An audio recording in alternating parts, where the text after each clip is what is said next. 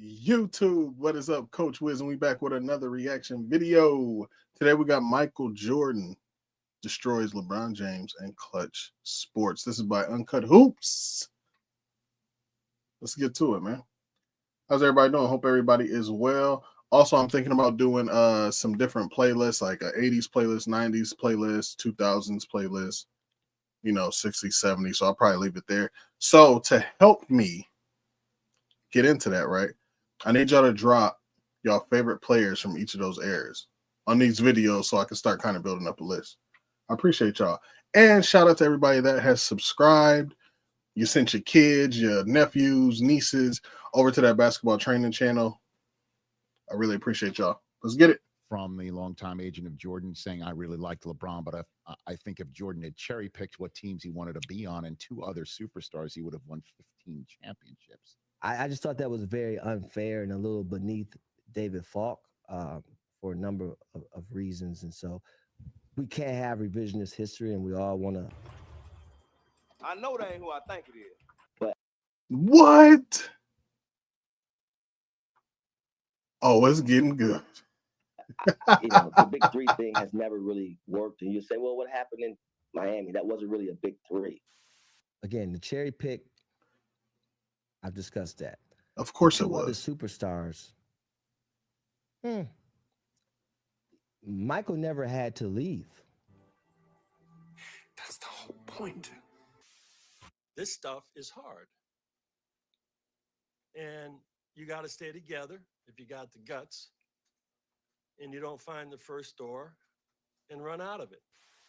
When it comes to NBA fans, one thing that's universally admired and respected is a superstar player spend their entire prime with one franchise. Along with that franchise, they take them from a mid-tier team, a pretty good team, to a championship team. Looking at the vast majority of NBA superstars, that's how it's always been done. The 1980s, Magic and Bird. The 90s, of course, you had Jordan. The 2000s, Kobe and Duncan.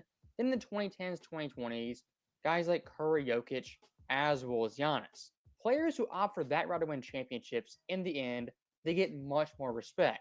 As guys like Kevin Durant, LeBron James, Kawhi Leonard, and James Harden, to name a few, are essentially mercenaries hunting for titles on super teams and cherry-picking their own rosters.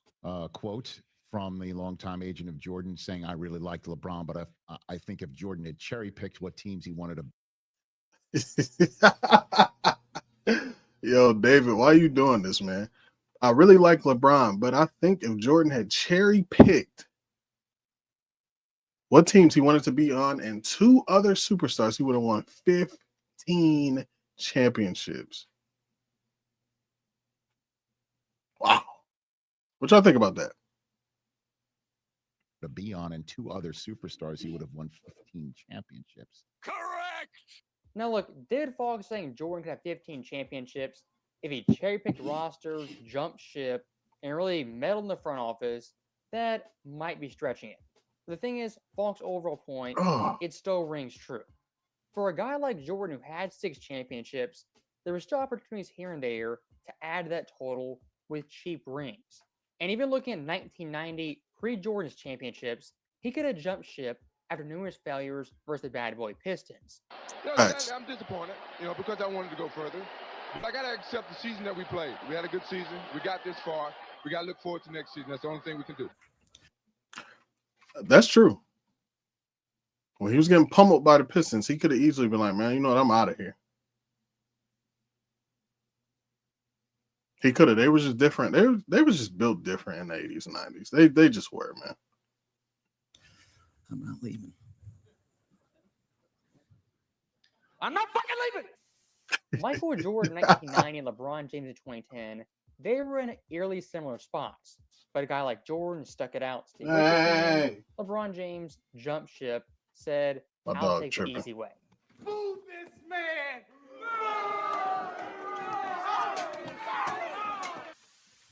If Jordan could just jump ship here and there whenever he wanted to, recycle rosters, trade certain players, get younger players in, older players out, he could have gotten 7, 8, 9, heck, even 10 championships.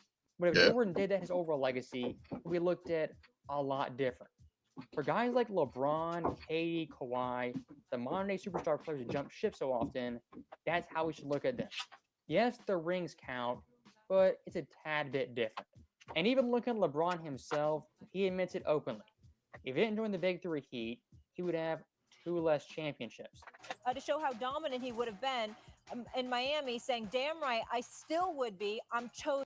That's an interesting point, right? Because if he didn't join, Daisy, go.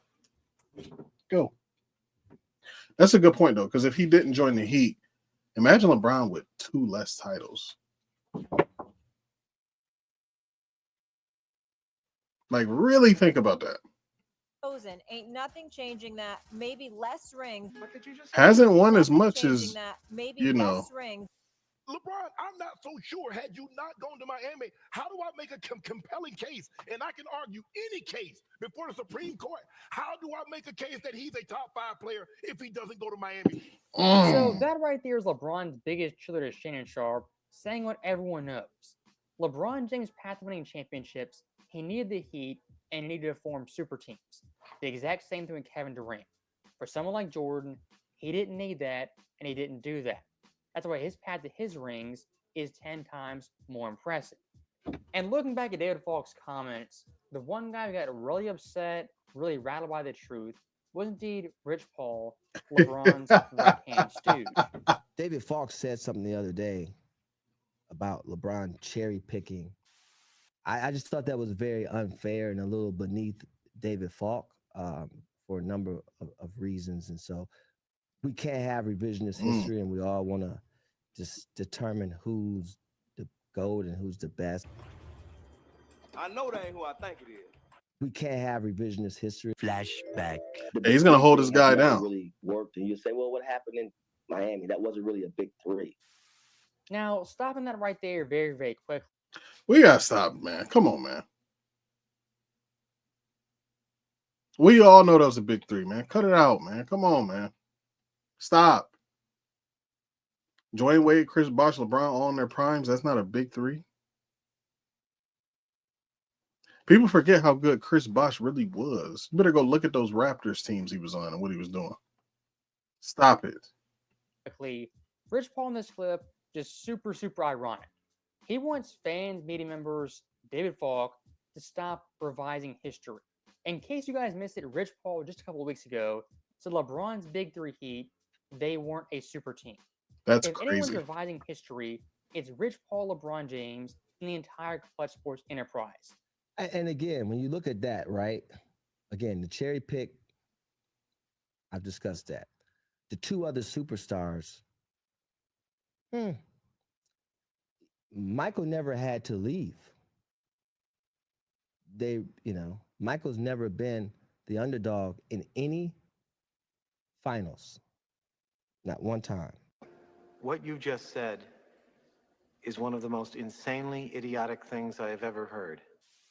So stopping Rich Paul right there, being the lead LeBron spokesman, lead LeBron whisperer, this guy is just terrible at his job. In response to David Falk's comments, calling out LeBron James or cherry-picking teams, what does this guy do off the jump? He says verbatim, Michael never had to leave. Rich Paul, who are you arguing for? Are you pro-LeBron or pro-Jordan? Steve, you always buy books, but I never see you reading. Paperweights. Hey, Yo, Uncut is funny. My pleasure, because I earn unlimited. I mean, yeah, I think cashback. the fact that Jordan didn't have to leave cash back. The Wells obviously Fargo Active helped Cash credit Jordan's card. case. So I'm not sure why he. Okay, if there's one AI site builder you need, why he's saying that. You feel me? I get what he's trying to say, but that doesn't help. You feel that me? Right there ends the entire debate. Yes, Michael Jordan never had to leave. LeBron left not once, twice, but 3 separate times, and still has 4 championships to MJ's 6. Now, Rich Paul having that self-own, he actually kind of catches himself, stops for a second, the gears are turning, says, I have to pivot, change my tactics, get a new argument. And what does he go to right away? Oh! The classic LeBron fan line. Well, Mike in the finals was never the underdog. Oh my God, who the hell cares? And to add one thing there very quickly about being favored versus being the underdogs, I mean, there's pressure on both those teams. But honestly, being the favorite much more pressure on you to get the job done. I agree. Looking at Jordan, when he was the higher seed, he was a perfect 24-0. LeBron James, his career, has lost 5 times with home court advantage. So saying Jordan was never the underdog, always the favorite, honestly means nothing. As looking at LeBron's career, even the NBA Finals has lost when favored. An unlikely playoff run capped off by Dallas upsetting LeBron James, Dwayne Wade, and the favorite Miami Heat. You lose. Good day, sir. When looking at MJ's Bulls, yo, that Dallas series, we can't ignore that. You feel me? Like, that doesn't go away. That doesn't go away. Bro, you was letting Jason Terry guard you. One of the biggest problems I have with people nowadays, they just say this team, you know, they had 6 championships in the bag, they were guaranteed a surefire hit. This Bulls team 1990, we didn't know what they'd be. And looking at 1991, that year's NBA Finals, yes, the Bulls technically were favored, but saying they were guaranteed to win it, they were going to waltz the championship, that in the moment isn't what anyone thought. But it's magic. I mean, ain't no technically about it. They were favored to win that series. Worthy and you know, all the experience, and who are these guys? I predict the Bulls are going to win in 5. And there's just this outrage in the media, you know, sort of, how dare you? You know, it's an insult to the Lakers. Who are these guys? The Chicago Bulls' domination of this series has to be considered a major surprise. There was all these unwritten rules in sports, and the unwritten rule is sort of, you got to get to the finals before and lose before you can win. And so now it was Portland's turn. They had gone to the finals, lost to Detroit, and now it's their turn. I think it was a combination of things. I'm not quite sure that everyone gave the Bulls the credit they deserved throughout the season. I think everyone felt the balance of power was in the West this year, that Portland... And that is true. You never know until you see it, though. You feel me? Like, for example, OKC. Like, we see how well they are, how good they've been playing. But now we're actually seeing it being put together in the playoffs. So, I mean, it'd be like that. I got OKC in Indiana in the finals. In fact, was the By the way, team, and when the Lakers got by them, that the Lakers then were just going to put the Bulls away. We can't have revisionist history. So once again, someone like Rich Paul revising history for Michael Jordan. As Sam Smith right there had a very good pulse on the Bulls, as was the entire NBA in 1991. And according to him, Mike Fratello, really the entire NBA consensus, the Bulls in 91 were a very good team, but on a surefire hit to win the title. Even looking at 1993, the Bulls, coming off 2 straight championships, being fatigued, lagging, winning 3 straight titles is a very tall task. And playing Phoenix that series, it was dead even. Then 1998, an even harder three-peat. The Bulls, yes, fatigued, they were tired, had won 2 straight titles. But at this point, they were also old. Winning 98 and 93, and heck, even 91, those series going into it, it was a toss-up. And if you want to say Jordan's Bulls were the favorite, I mean, honestly, I kind of believe you. They had Michael Jordan, the guy in the finals, did not lose. When you have LeBron James 2012 playing the Thunder, a young KD, young Westbrook, even younger Harden, and they're not favored to win that series, ask yourself, why is that? Because LeBron James 4 straight years had choked in the NBA playoffs. If LeBron James pulled up versus Dallas in 2011 at 2012 finals, they'd have been easily favored. So right here, Jordan in a very weird way being penalized for being too good, whereas LeBron James kind of given a cushion and booster seat for failing numerous times leading up to that year's finals. Michael never had a 24-hour, 365 news cycle. He never had shows built strictly to criticize him. People made millions of dollars criticizing LeBron James. That was their entire job. And when you talk about the difficulty of it all, Michael played for Dean Smith, Michael played for Phil Jackson, and Michael had Jerry Krause. Are you really retarded? Jerry Krause. I will say, y'all gonna hate me for this. Mike did have, you know what I'm saying, he did have Phil. Huh? He did have Phil. Phil, as we all know, great basketball mind. I will say I don't think LeBron. Well, Eric Spoelstra, I think is a phenomenal coach. So I'll take that back. He did get to play for Eric Spoelstra. He decided to leave Eric, so never mind. But yeah, also like, I mean, what he's saying is true. You know, LeBron does face a lot of criticism. I think he's the most scrutinized NBA player ever. But that just comes with it, though. If Michael played in this time, he would be getting the same treatment. You feel me? People just wouldn't be as critical of Mike, obviously, because Mike doesn't do the flopping, the whining, the crying. Two totally different. All this stuff you bring on yourself by your actions, going around saying I'm the GOAT, putting the crown, like you're doing that. So I mean, hey, you gotta take the good with the bad. So, stopping Rich Paul right there, the typical LeBron fan sob story. You know, it's the king versus the world LeBron on his own. He has no coach, GM, sidekick, heck, no superstar teammates. The constant LeBron James sob story just comes off as pathetic and whiny, and it's very off putting. It does come off And as what does Rich whiny. Paul do yet again? You know, the media hates LeBron James, is so negative, so against him, everyone hates LeBron. This right here is the epitome of being a diva. LeBron James, the media, yes, he has critics. His biggest critic being Skip Bayless back in the early 2010s. But now look at the NBA media. How many guys hate LeBron, bash him on a regular basis? It's few and far between. The guys who ride LeBron James, prop him up, that number is greater than ever. Guys like Nick Wright, Shannon Sharp, Colin Cowherd, Bruce Sard, Perkins, the number of LeBron supporters in the media, it's bigger than ever. And compared to LeBron haters, they outnumber them probably 10 to 1. And still LeBron James, he's the victim. Rich Paul is crying and whining on his behalf. I can't take it anymore. And looking at Paul's second comment, well, you know, Jordan, he had Dean Smith, Phil Jackson, Jerry Krause. Yes, Rich Paul, we know. But again, using context. 1991, who was Phil Jackson?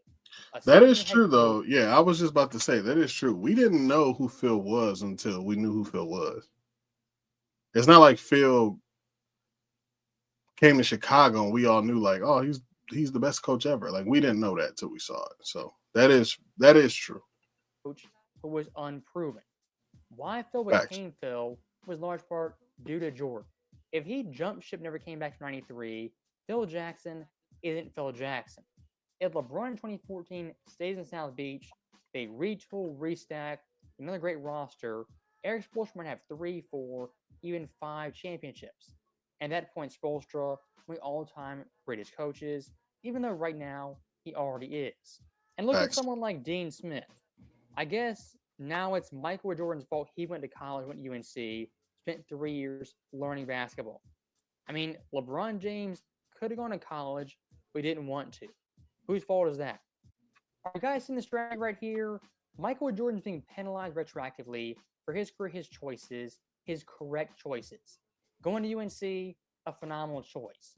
Embracing Phil's system, winning 6 championships, another phenomenal choice. It's true. Now Jordan, 35 years later, gets penalized for one, being coachable and embracing free basketball mind. If I may also just... That's a good point, too. Like, Jordan could have rebelled against the system and all of that. He very well easily could have. But he didn't. So, I mean, you got to give him credit for that. Just follow up on what I think is kind of a subtext of what he's saying as well, that also dovetails into what a lot of media members have said about LeBron's business strategy as a player in this league, is that he runs the team that he's on. He makes the decisions about roster, and he makes decisions about coaches. And I would love to put that in front of you and how you would respond to that. And that's false. So that right there is our last clip. And Rich Paul right here doing absolutely terrible PR that nobody's buying. Saying LeBron James is some innocent player, just plays basketball, clocks in, clocks out, that's never been true. Just last year, LeBron James had the team draft his son. And that wasn't Oh, good enough, who they hired the head coach? LeBron's former podcast buddy, JJ Redick. At this point in 2025, if you think LeBron James doesn't have input on rosters, trade, yeah, we gotta stop this, man. I mean, clearly he has a say so.